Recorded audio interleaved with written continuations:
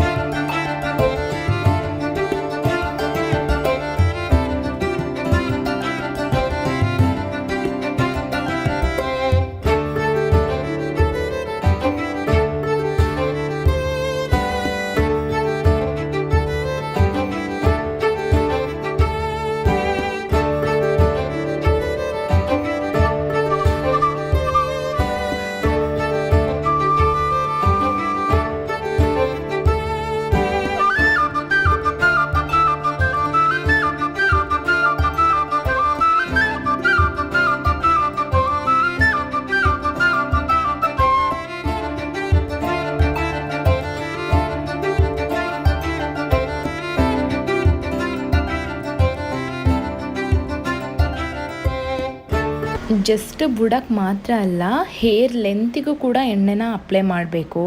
ಯಾಕಂದರೆ ಹೇರ್ ಕೂಡ soft ಆಗಬೇಕಲ್ವಾ. So hair ಲೆಂತಿಗೂ ನೀವು ಎಣ್ಣೆನ ಹಚ್ಚಬೇಕು ನೀಟಾಗಿ. ನೀವು ನೋಡ್ಬೋದು ಹೇಗೆ ಹಚ್ತಿದ್ದೀನಿ ಅಂತ. ಇವಾಗ ಒಂದು ಕಡೆ ಫುಲ್ಲು ಎಣ್ಣೆ ಹಚ್ಚಿದ್ದೀನಿ ನಾನು.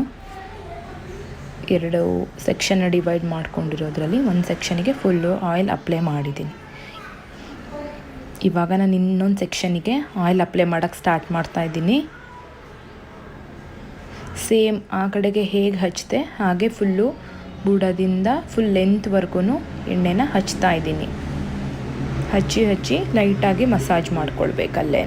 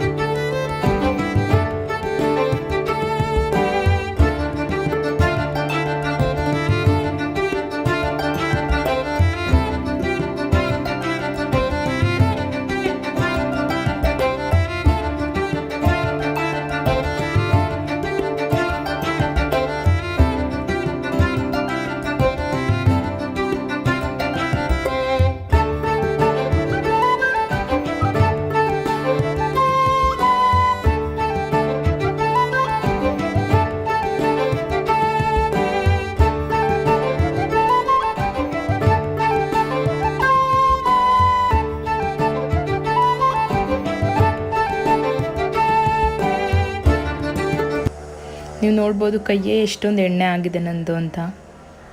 ಮುಂದೆ ಎಲ್ಲ ಹಚ್ತಾ ಇದ್ದೀನಿ ಇವಾಗ ನಾನು.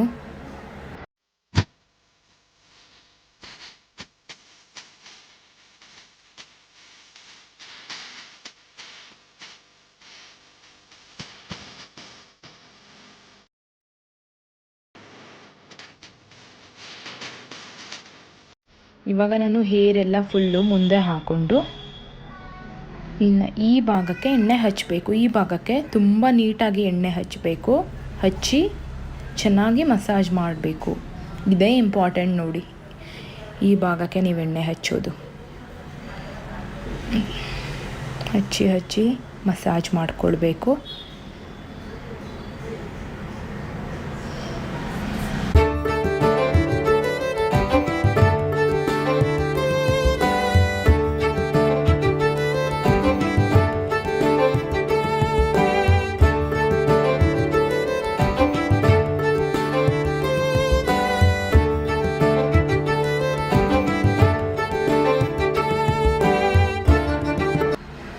ಮಸಾಜ್ ಮಾಡ್ತಾ ನಾನೇನು ಮಾಡ್ತೀನಿ ಇವಾಗ ಅಂದರೆ ಸ್ವಲ್ಪ ಹೇರ್ ಸೆಕ್ಷನ್ಸ್ನ ತಗೊಂಡು ಹೀಗೆ ರೂಟ್ನ ಆ್ಯಕ್ಟಿವೇಟ್ ಮಾಡ್ತೀನಿ.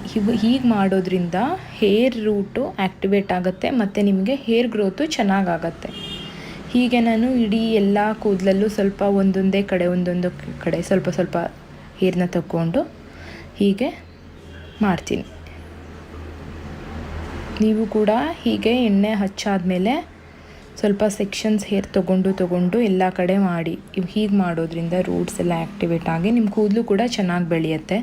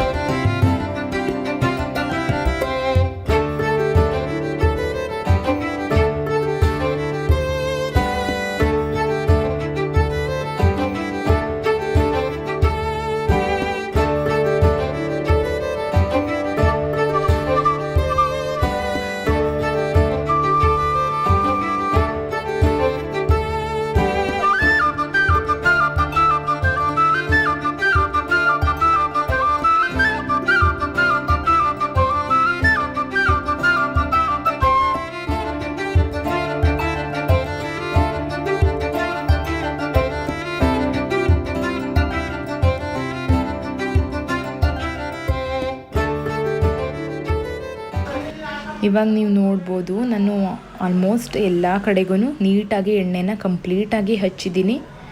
ಈ ಥರ ಎಣ್ಣೆ ಹಚ್ಕೊಂಡ್ಮೇಲೆ ಏನಪ್ಪ ಮಾಡಬೇಕಂದ್ರೆ ನೀವು ನಿಮ್ಮ ಹೇರನ್ನು ಮೇಲೆ ಕಟ್ಕೊಳ್ಬಿಡ್ಬೇಕು, ಬಾಚಕ್ಕೆ ಹೋಗಬೇಡಿ. ಸೊ ಹಾಗಾದರೆ ನೋಡಿದ್ರಲ್ಲ ಹೇಗೆ ಹೇರ್ಗೆ ಆಯಿಲ್ನ ಅಪ್ಲೈ ಮಾಡಬೇಕು ಮತ್ತು ಹೇಗೆ ಮಸಾಜ್ ಮಾಡ್ಕೊಳ್ಬೇಕು, ಹೇಗೆ ಹೇರ್ ರೂಟ್ಸ್ನ ಆ್ಯಕ್ಟಿವೇಟ್ ಮಾಡ್ಕೊಳ್ಬೇಕು ಅಂತ. ಸೊ ನೀವು ಇದೇ ಸ್ಟೆಪ್ಸ್ನ ಫಾಲೋ ಮಾಡಿ ಮತ್ತು ನಿಮ್ಮ ಹೇರ್ ಕೂಡ ಚೆನ್ನಾಗಿ ಗ್ರೋತ್ ಆಗುತ್ತೆ. ಕಳೆದ ವಿಡಿಯೋನಲ್ಲಿ ನಾನು ಹೇಗೆ ಎಣ್ಣೆನ ತಯಾರಿ ಮಾಡ್ಕೊಳ್ತೀನಿ ಅಂತ ವಿಡಿಯೋ ಮಾಡಿದ್ದೆ. ಆ ಲಿಂಕ್ನು ಕೂಡ ನಾನು ಡಿಸ್ಕ್ರಿಪ್ಷನಲ್ಲಿ ಹಾಕಿರ್ತೀನಿ, ಅದನ್ನು ನೀವು ನೋಡಬಹುದು. ಸೊ ಇವಾಗ ನಾನು ಹೇರ್ ವಾಶ್ ಆದಮೇಲೆ ಹೇರ್ ಹೇಗಾಗಿದೆ ಅನ್ನೋದನ್ನು ತೋರಿಸ್ತೀನಿ. ನೋಡಿ, ಹೇರ್ ಎಷ್ಟು ಸಾಫ್ಟ್ ಆ್ಯಂಡ್ ಸಿಲ್ಕಿ ಆಗಿದೆ, ತುಂಬ ಚೆನ್ನಾಗಾಗಿದೆ. ನಾವು ಅಕ್ವೇರಿಯಮ್ಗೆ ಹೋಗ್ತಾ ಇದ್ದೀವಿ, ಅದಕ್ಕೆ ನಾನು ರೆಡಿ ಆಗಿದ್ದೀನಿ. ಇವಾಗ ಎಷ್ಟು ಬೌನ್ಸಿ ಆಗಿದೆ ಅಂದರೆ ನನಗೆ ಫೀಲ್ ಆಗ್ತಾ ಇದೆ. ನೀವು ಸಹ ನೋಡ್ತಾ ಇರಬಹುದು ಎಷ್ಟು ಡಾರ್ಕ್ ಆಗಿದೆ ಆ್ಯಂಡ್ ಎಷ್ಟು ಶೈನ್ ಹೊಡಿತಾ ಇದೆ ಅಂತ.